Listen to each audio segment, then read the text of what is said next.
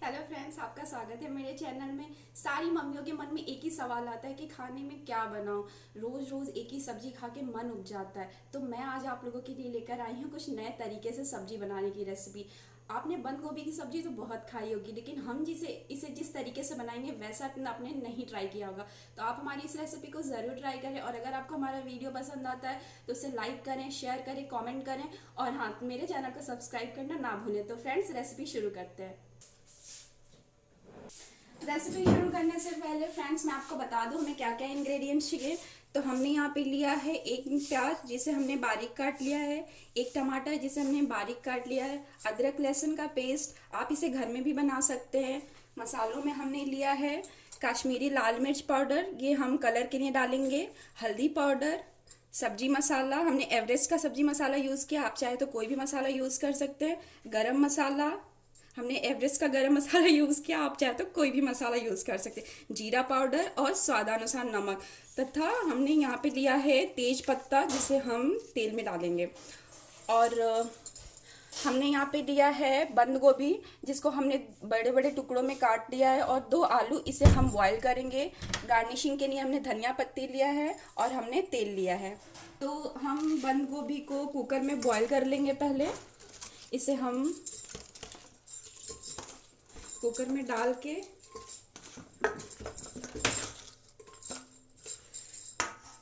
इसमें हम थोड़ा सा पानी भी ऐड करेंगे।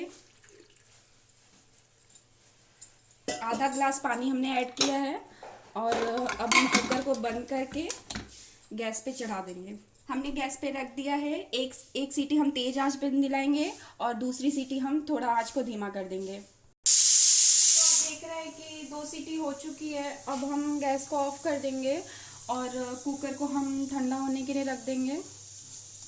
तो आप देख रहे हैं कि कुकर अब ठंडा हो चुका है, स्टीम निकल गई है। अब हम इसमें से कैबेज और आलू को निकाल लेंगे। हमने इसे एक प्लेट में निकाल लिया है, और अब हम इसे ठंडा करके स्क्वीज़ आउट करेंगे इससे, और इसका एक्सेस वाटर जो है हम निकाल देंगे बाहर। तो अब इसे हम 10 मिनट के लिए रख देते हैं ताकि ये ठंडा हो जाए पूरी तरह से। ये ठंडा हो चुका है। अब हम आलू को ऐसे 2 टुकड़ों में काट लेंगे, और कैबेज को हम स्क्वीज़ आउट करके हाथ से इसका जो एक्सेस वाटर है हम निकाल लेंगे। आप देख रहे हैं, इसको अच्छे से स्क्वीज़ आउट करना है। तो ऐसे ही हम निकाल कर इसका पानी, इसे हम प्लेट में रखते जाएंगे। तो आप देख रहे हैं कि हमने इसका पानी निकाल लिया है, और अब हम आगे की प्रोसेस शुरू करते हैं। गैस पे कढ़ाई रख दिया है गरम होने के लिए, और कढ़ाई गरम होने के बाद इसमें हम ऑयल ऐड करेंगे। कढ़ाई पूरी तरह से गरम हो चुकी है। अब इसमें हम ऑयल ऐड कर देंगे। ऑयल गरम होने पे हम इसमें ये जो कैबेज है हम इसको भूनेंगे। गरम हो चुका है। अब इसमें हम ये कैबेज को अच्छे से थोड़ा सा भून लेंगे ताकि इसका फीकापन जो है वो निकल जाए। ये टाइम हम फ्लेम को मीडियम ही रखेंगे, और इसको हम 5 से 7 मिनट तक भूनेंगे। देख रहे हैं कि 5 से 7 मिनट हो चुके हैं। अब इसे हम लेंगे, इसे हमने निकाल लिया है, और अब हम सेम कढ़ाई में तेल ऐड करेंगे थोड़ा और।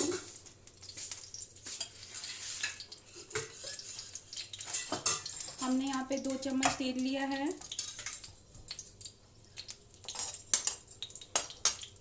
तेल गरम हो चुका है। अब इसमें हम आधा छोटा चम्मच हल्दी ऐड करेंगे, कश्मीरी लाल मिर्च पाउडर, तेज पत्ता,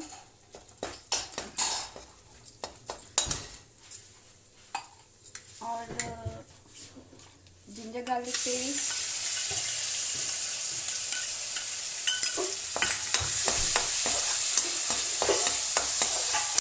प्याज, प्याज भी अब हम इसमें ऐड कर देंगे और प्याज को हम लाल होने तक अच्छे से भूनेंगे मीडियम फ्लेम पे। तो आप देख रहे हैं कि प्याज थोड़े पक चुके हैं। अब इसमें हम टमाटर मिक्स कर देंगे और अब हम बाकी के मसाले भी मिक्स कर देंगे। तो यहाँ पे हम लेंगे आधा छोटा चम्मच जीरा पाउडर, 1 चम्मच सब्जी मसाला, 1 चम्मच गरम मसाला और इसे हम 5 मिनट तक ऐसे ही पकाएंगे मीडियम फ्लेम पे। हमने फ्लेम को मीडियम ही रखा है। बीच बीच में हम इसको चलाते रहेंगे। अब इसमें हम कैबेज ऐड कर देंगे और आलू भी हम डाल देंगे और इसको हम अच्छे से मिक्स कर देंगे। अच्छे से मिक्स हो चुका है सारा सब कुछ। तो अब इसमें हम आधा ग्लास पानी ऐड कर देंगे।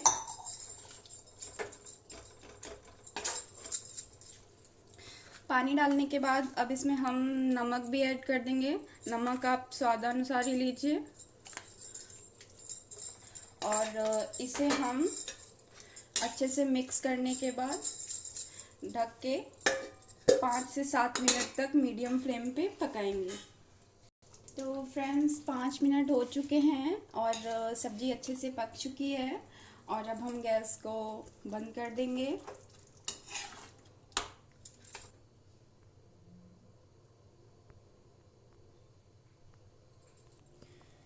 तो फ्रेंड्स आप देख रहे हैं कि हमारी सब्ज़ी बनकर तैयार हो गई है और हमने इसे धनिया के पत्ते से गार्निशिंग कर दिया है। तो फ्रेंड्स आप हमारी आज की रेसिपी को ज़रूर ट्राई करें और आपको हमारी रेसिपी कैसी लगी हमें कमेंट में लिखकर ज़रूर बताएं और मेरे वीडियो को लाइक करें, ज़्यादा से ज़्यादा शेयर करें और मेरे चैनल को सब्सक्राइब करना ना भूलें।